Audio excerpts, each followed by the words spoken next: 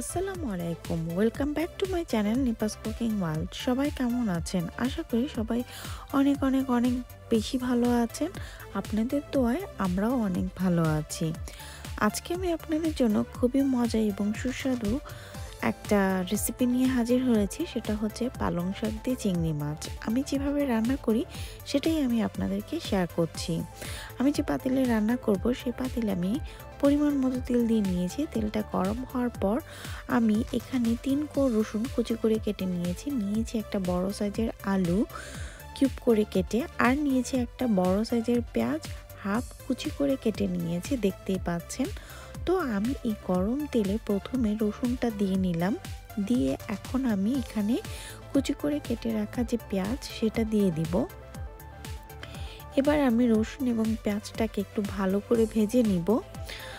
তো খেয়াল রাখবেন রসুনটা যেন পুড়ে না যায়। আমার রসুনটা পুড়ে গিয়েছে কারণ আমার তেলটা অনেক গরম হয়েছিল তাই।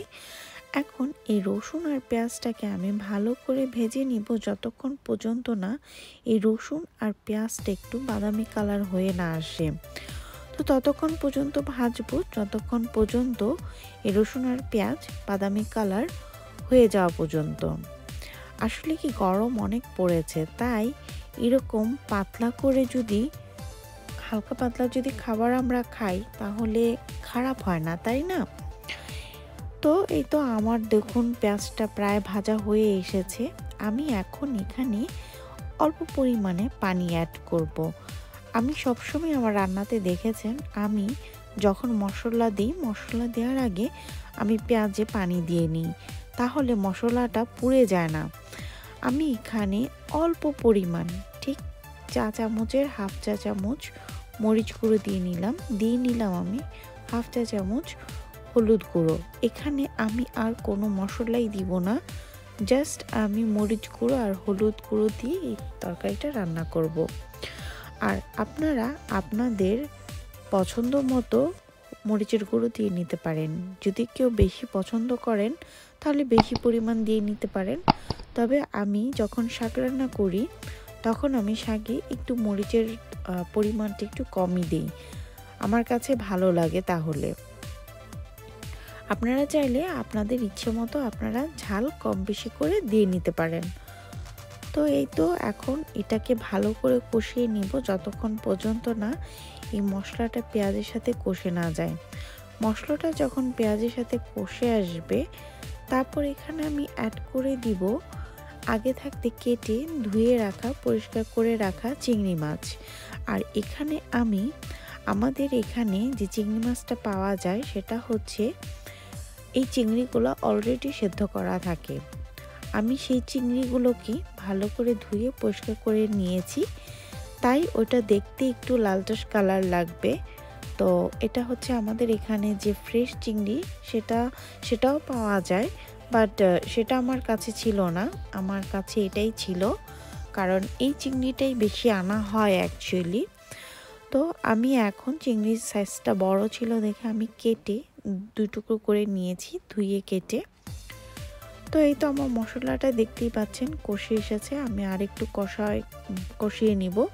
নেওয়ার পর এই যে বললাম আমি চিংড়ি মাছটা ধুয়ে কেটে রেখেছি, এই হচ্ছে সেদ্ধ করা চিংড়ি মাছ, যেটা এই চিংড়িটা আগে থাকতেই সেদ্ধ করা থাকে।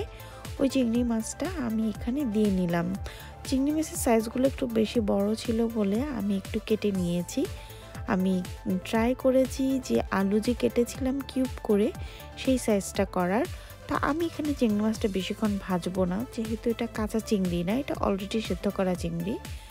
তো একটুখানি তেলে আর মশলাতে একটু নেড়ে চেড়ে আমি এখানে কিউব করে কেটে রাখা আলুগুলো দিয়ে নিলাম, আর দিয়ে নিলাম 3টে কাঁচামরিচ। আপনারা চাইলে কাঁচামরিচটা পরেও দিতে পারেন, তা আমি এখনই দিয়ে নিলাম। দিয়ে আমি সব কিছু নেড়ে চেড়ে 3 মিনিটের জন্য ঢাকনা দিয়ে ঢেকে নিলাম। ঢেকে এখন ঢাকনাটা খুলে আমি একটু ভালো করে নেড়ে চেড়ে আলুটা চিংড়ি মাছটার সাথে ভালো করে নেড়ে চেড়ে মশলার সাথে একটু মাখিয়ে নিলাম। তারপর আমি ফ্রিজে ফ্রোজেন করে রাখা, আমাদের এখানে প্যাকেট করা ফ্রোজেন করা শাক যেটা কিনতে পাওয়া যায় আমি সেটা ইউজ করতেছি, আমি ফ্রেশ শাক ইউজ করতেছি না। তো আমি এখানে 1 প্যাকেট ফ্রোজেন শাকটা দিয়ে নিলাম, সাথে দিয়ে নিলাম স্বাদ মতো লবণ। এখন আমি সব উপকরণ ভালো করে নেড়ে চেড়ে 10 মিনিটের জন্য ঢেকে দিব। 10 মিনিট পর দেখুন আমার শাক থেকে পানি উঠেছে। তো আমি এটাকে একটু ভালো করে নেড়ে চেড়ে তারপর আবার 2-3 মিনিটের জন্য ঢেকে দিব। ঢেকে দেওয়ার পর আমি ঢাকনাটা খুলে আবার একটু নাড়াচাড়া দিব, দিয়ে আমি এখানে অ্যাড করে দিব পরিমাণ মতো কিছুটা পানি। দেখুন আমার শাকটা হয়ে এসেছে। এখন আমি এখানে অ্যাড করে দিচ্ছি অল্প একটু পানি। আমি এখানে বেশি পানি দিব না, বেশি ঝোল ঝোল করব না, জাস্ট একটু মাখা মাখা ঝোল ঝোল করব। তো এই তো আমার শাকটা হয়ে গিয়েছে। পানিটা দেওয়ার পর যখন বলক উঠেছে, বলক ওঠার পর 2-3 মিনিট বলকটা আনার পর তারপর আমি চুলা থেকে তরকারিটা নামিয়ে নিয়েছি। দেখুন আমার শাকটা ঝোল ঝোল হয়নি, মাখা মাখা ঝোল হয়েছে। এবং মশলাটাও আমি খুব পাতলা করে দিয়েছি। আসলে শাকে যদি পাতলা মশলা দেওয়া হয় তাহলে খেতে মজা লাগে, তাই আমি এখানে পাতলা মশলা ইউজ করেছি।